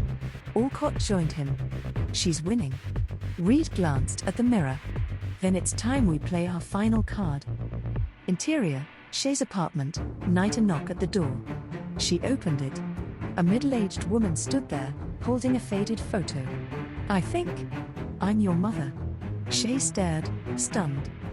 Final scene, Apex's underground server room. 2 techs inserted a master key.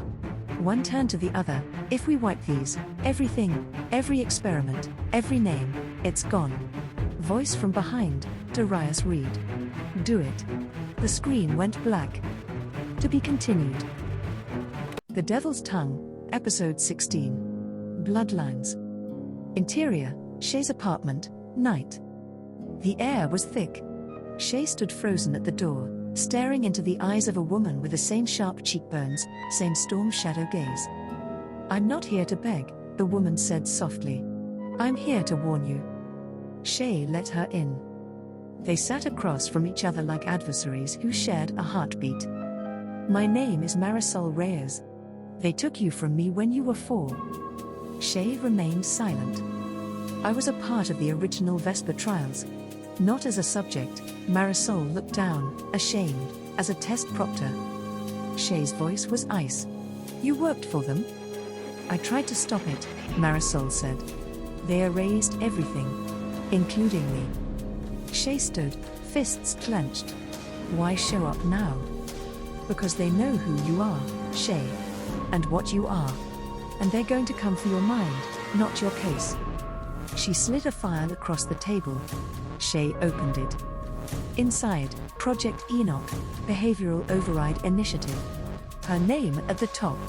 Labeled, Candidate 0.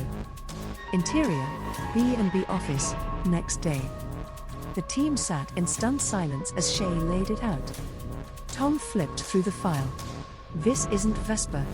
This is deeper. Experimental AI. Neural mapping. Pre-crime analysis based on childhood trauma." John's voice was a whisper. "They were trying to code behavior. And sell it to governments," Shay added. "They didn't want to fix broken children. They wanted to replicate us." Corey leaned over Shay's shoulder, pointing at a diagram. "This part here, they were trying to clone decision pathways. To make soldiers. Operatives." Shay's eyes narrowed. "No. Not operatives. Lawyers. Fighters. People who'd never quit." Interior, courtroom, day 4 of trial. Alcott requested a sealed hearing. The courtroom cleared. He dropped a new folder on the judge's bench. "Your Honor, we believe Miss Tan is operating under a psychological manipulation construct, initiated in childhood. That she may be unaware her legal brilliance is a conditioned response." The judge turned to Shay. "Do you need representation, Miss Tan?" Shay stepped forward. "I am not a puppet. I am the result of everything they tried to destroy. And I will not be disqualified for surviving." Interior, Federal Archives Building, night. Corey and Tom broke into a secured basement using a key fob from an anonymous source, Marisol. Inside, mountains of tapes. Logs. Raw Vesper footage. Corey loaded a cassette into a dusty monitor. On the screen, Shay, at age 5. Alone in a room. Surrounded by scientists in lab coats. A voice. She resists verbal commands. Displays alpha response patterns. Even in silence, she asserts dominance. Then, we might have made something. Too powerful. Interior, Apex Boardroom, night. Darius Reed sat alone. He played a clip on loop, Shay's final argument from court. "She's rewriting the narrative," said a board member over speakerphone. "Public opinion is with her." Reed poured a glass of bourbon. "We don't need to win in court. We just need to outlast her." "Contingency?" Reed nodded. "I want Enoch activated. But that would mean," I said, "activated." He turned to a digital screen showing Shay's face. "Let's see what the devil's tongue sounds like when it turns on its host." Interior, Shay's apartment, late night. Shay couldn't sleep. She stared at the photo Marisol left behind. Her mother holding her as a toddler, outside a rusted building marked with a hidden Apex logo. The TV flickered on by itself. Footage played. Her, in court. In school. In juvenile detention. Then, a synthetic voice. Shay Tan. Enoch subject. Observation window ending. Commence behavioral sync. She dropped the remote. The screen crackled. Suddenly, she wasn't alone. Her reflection in the mirror blinked. But she hadn't. The synthetic voice again. "You were never the lawyer. You were the weapon." Final scene, courthouse steps, next morning. Shay stood in front of the crowd. Dozens of former foster youth, activists, journalists. All watching her. She took a breath, then spoke. They tried to make me a machine. They trained me to win. But they forgot one thing. She looked directly into the camera. I trained myself to remember. The crowd erupted. Inside the courthouse, Alcott received a text from an unknown number.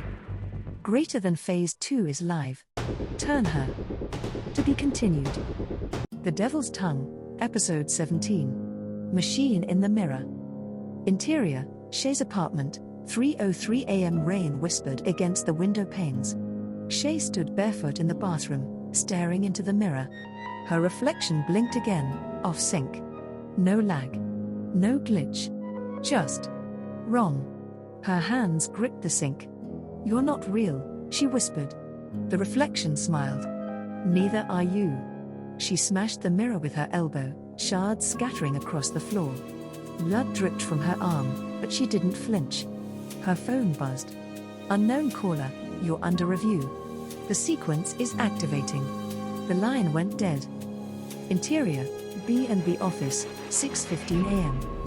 Tom was already there, nursing coffee, when Shay stormed in. Tell me everything you know about behavioral sequencing. Tom's eyes darkened. That's off-books DIA tech. It's meant for embedded agents, training memories to override emotion under pressure. I think it's inside me. She showed him the gash on her arm. No swelling. No bruising. Tom stared. You're healing. Fast. Too fast, she replied. And there's more. She laid a transcript on the table, her court argument, word for word. Except this version was timestamped 12 hours before she ever said it aloud. Tom blinked. How? They knew what I'd say before I said it, Shay whispered. I'm not just being watched. I'm being simulated. Interior, courtroom, day 5 of trial. Today, Apex's chief bioethics officer, Dr. Ilsa Garner, took the stand. Mid-60s, cold and surgical in tone. Shay walked to the center of the courtroom, calm as a slow-moving flame. You wrote the original ethics approval for Project Enoch, didn't you? I did. On what grounds? Garner smiled faintly. On the grounds that war would no longer be fought on battlefields, but in minds. We were preparing soldiers for an invisible war. Children, Shay countered. You mean you programmed children to be soldiers? No, Garner corrected. We trained them to be champions. Only the strong survived. Shay pulled out a vial. Recognize this? Garner's face twitched.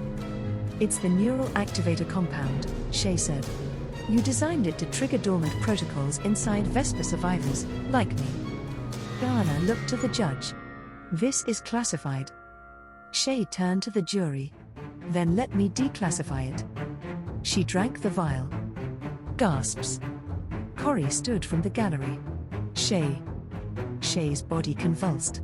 Her pupils dilated. Her hands trembled. And then stilled. She opened her eyes. And smiled. Interior, courtroom, 5 minutes later. Shay stood tall, voice smooth as oil on fire. Let's really begin, shall we?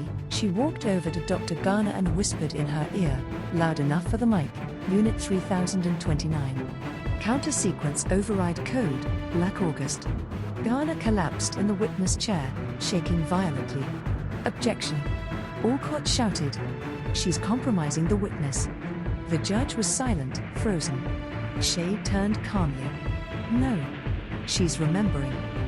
Interior, B&B, that night John patched Shay's wound silently as Corrie paced. You could have died, Corrie barked. But I didn't, Shay said. Which means the protocol failed. Or I overwrote it. Tom sat in the corner, staring at something on his laptop.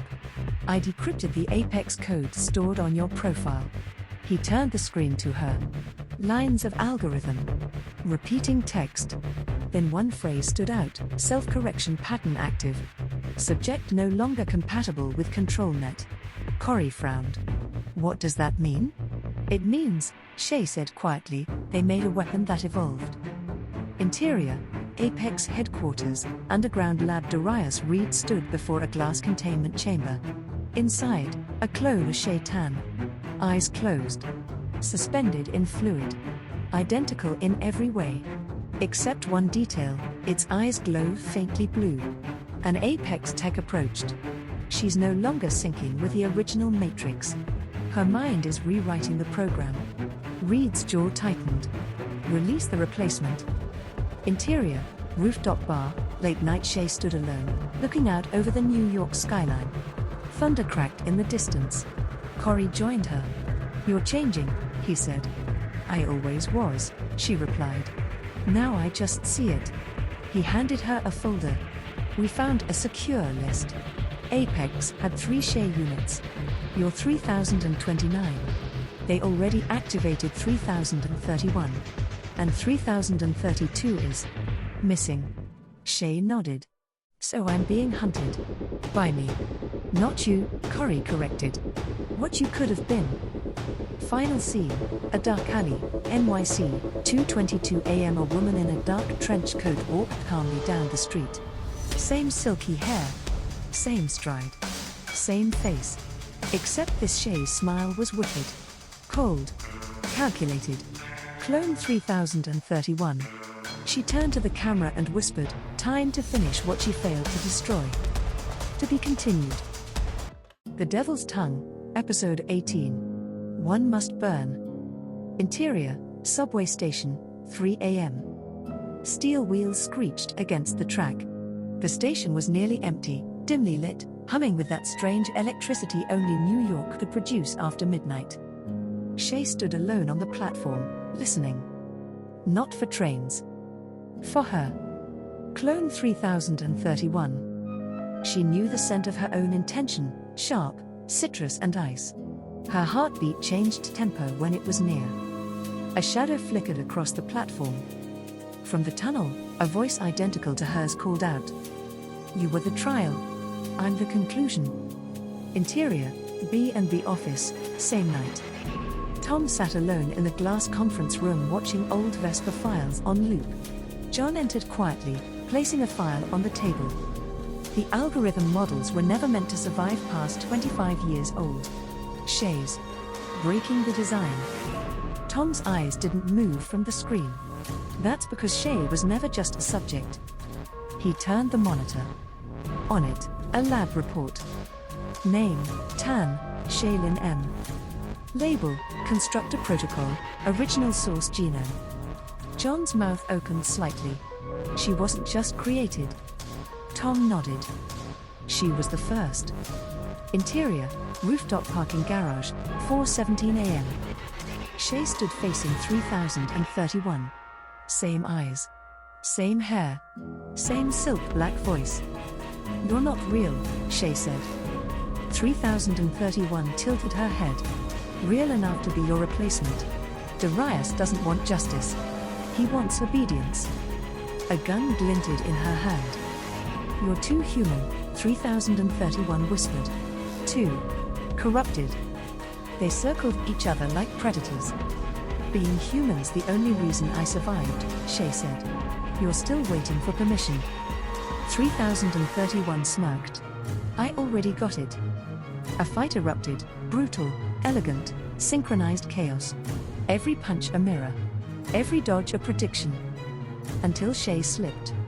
Blood hit the concrete. 3031 raised the gun. "You're done." Click. Empty chamber. Shay smiled. Rule 1, I never load a weapon I didn't choose. She jammed a syringe into 3031's neck, an override serum stolen from Apex's underground lab. Code flickered in 3031's eyes. Her knees buckled. Then silence.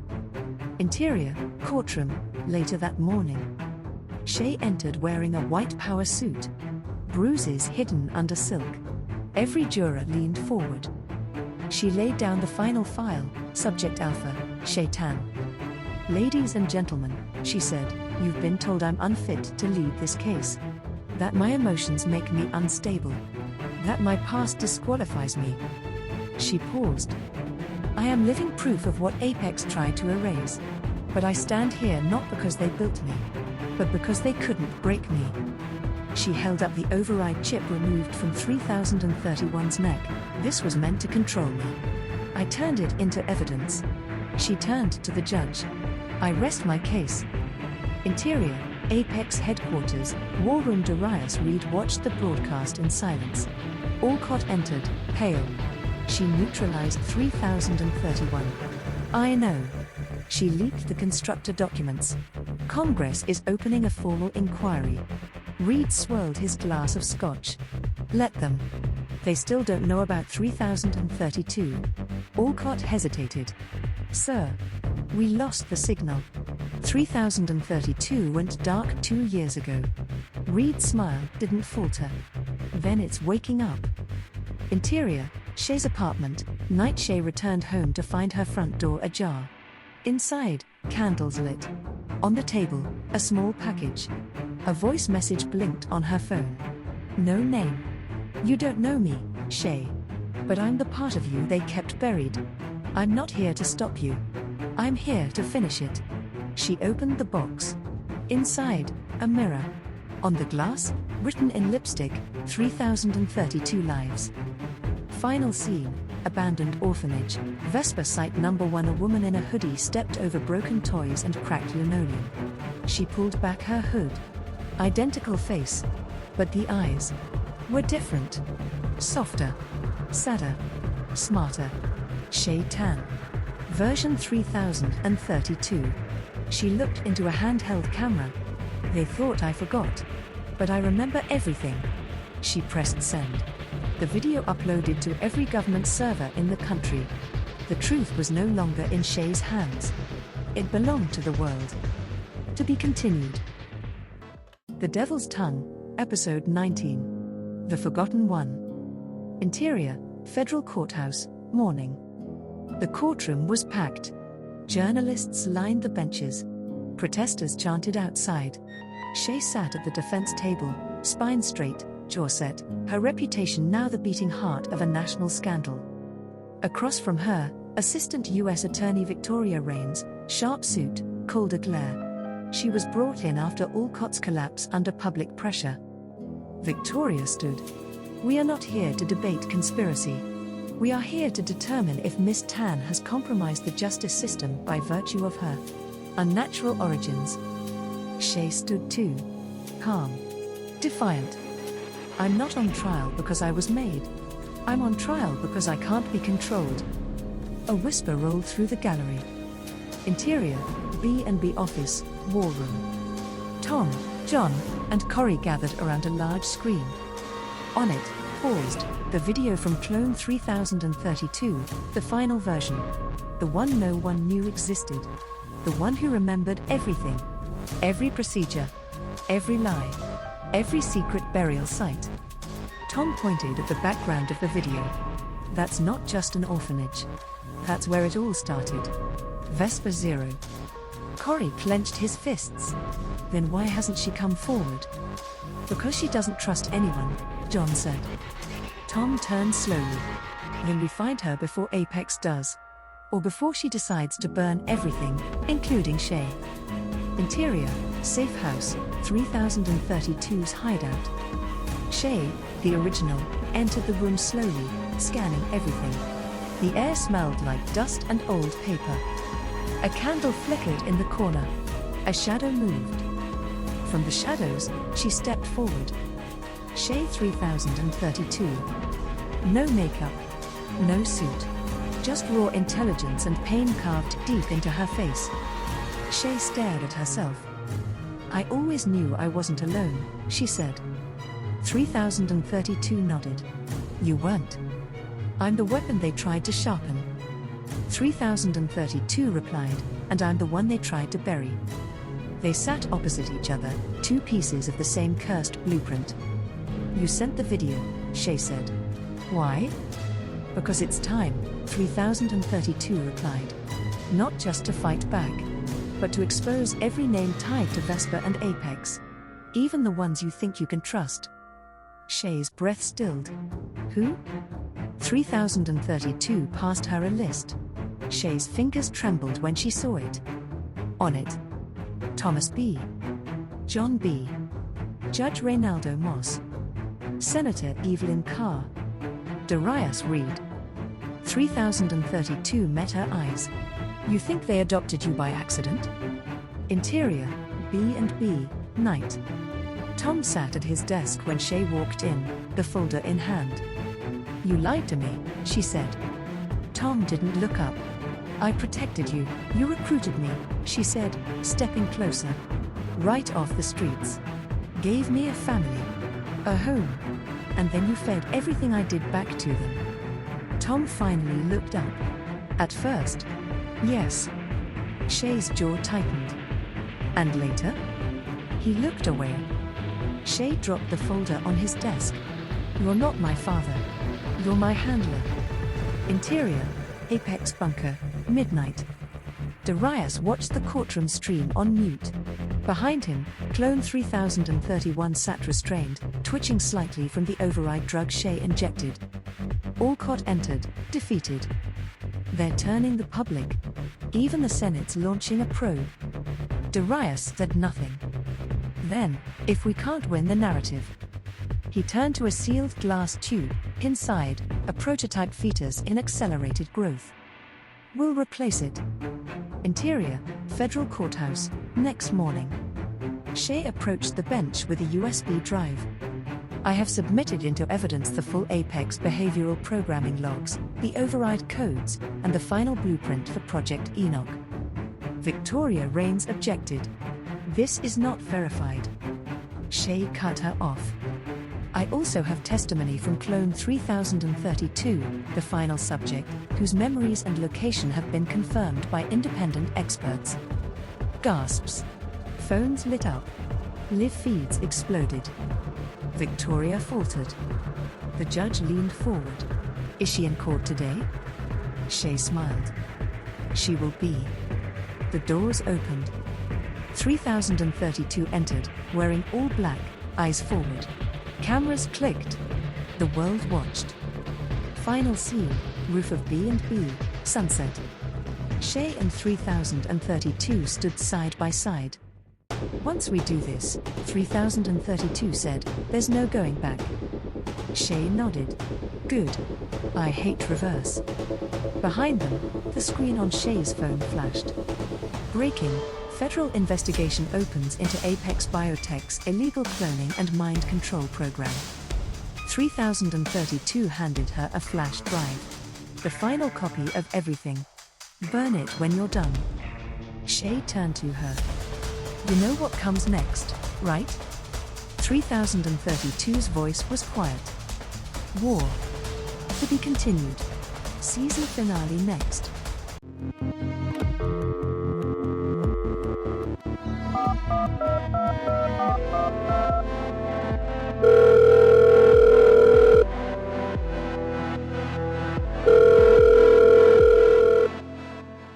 The Devil's Tongue, Episode 20, Season 1 Finale, All Rise. Interior, Federal Courthouse, 9 a.m. The courtroom was at maximum capacity. Reporters, government officials, protesters, and silent Apex operatives, all there, all waiting. Whispers rippled like wind through dry grass. Shay Tan sat alone at the defense table. No notepad. No files. Just her. She wore black. Like mourning. Across the courtroom, Darius Reed sat flanked by high-priced Apex attorneys. Cold. Ready. At the bench, Judge Reynaldo Moss, stone-faced, sweat glistening beneath his robe. Shay slowly rose. Your Honor, today I stand before you not just as an attorney, or even as a survivor. I stand as a product, and as a witness. She turned to the jury. I am not here to seek pity. I am here to reveal truth, no matter how dark, no matter how inconvenient. Because the devil you fear is already in the room. She nodded.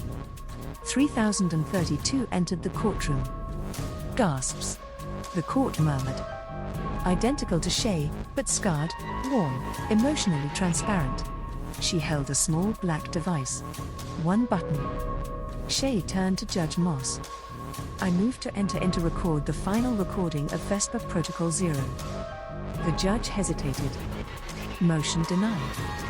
Shay smiled, slow. I wasn't asking. 3032 pressed the button. Video playback, courtroom screens activate. The recording began. It was old. Grainy. From inside, Vesper 0. Children in restraints. Needles. Electrodes. Screams. The camera zoomed on two girls, Shay and 3032, tiny, identical, trembling. Then, Thomas B. and John B. in lab coats, younger, standing beside Darius Reed.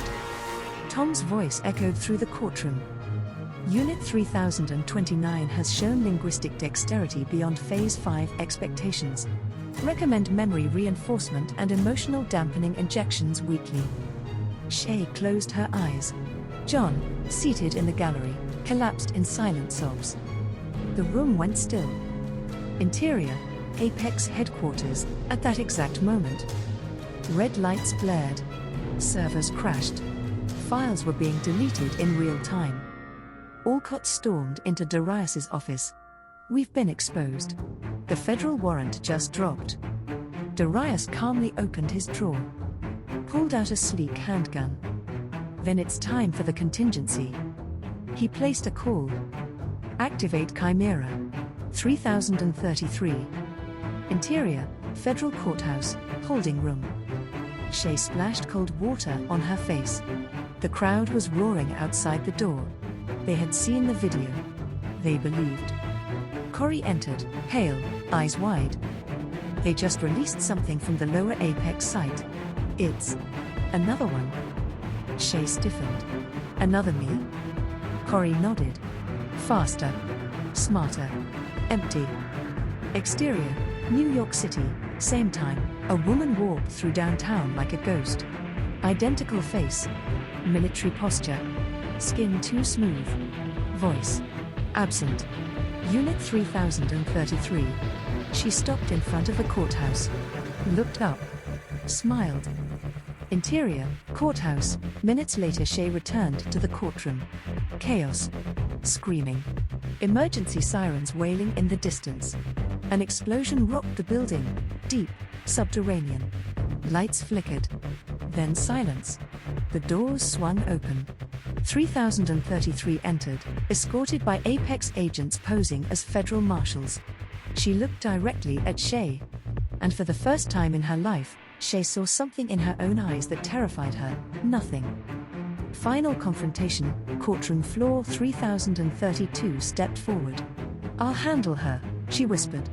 No, Shay said, stepping in front. This ends with me. They moved in a spiral. Same moves. Same tricks.